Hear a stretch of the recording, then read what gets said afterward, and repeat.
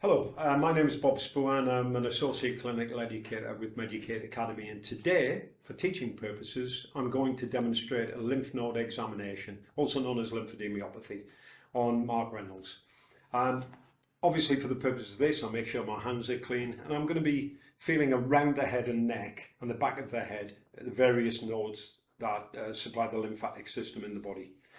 Okay, Mark, my name is Bob Spoohan. I'm an Associate Clinical Educator with Meducate. Are you happy for me to do a lymph node examination on Yes, I am. Thanks. So it'll involve me pressing around your neck, your chin and your jaw? Yes, that's okay. fine. Can I just confirm your name and date of birth? Mark Reynolds, 26th of August 1966. Okay, thanks very much. Thank you. Okay, to start the examination, I'll make sure the patient's nice and relaxed. I've gained consent and he's aware of what I'm going to do.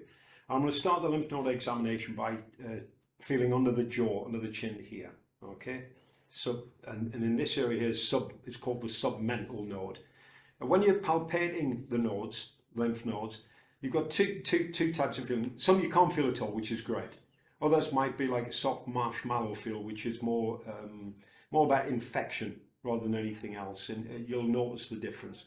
If it feels like a hard P, it's possibly something a bit more complex and requires further investigation.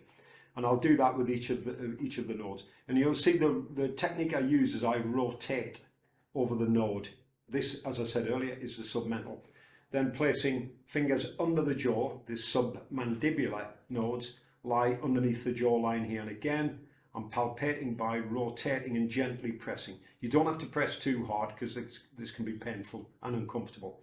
I'll then move to preauricular, which is in front of the ears, hence preauricular. I'll then move to the behind the ears, and this is postauricular. Again, that rotation, feeling all the time for, is it marshmallow, is it a P, or is it neutral, is it nothing at all? And I don't feel anything. I'm going to follow that track down now. This is the posterior cervical chain down here. Some students may do this technique. This is incorrect. You should press and rotate as you're doing it. And this is the posterior. Okay.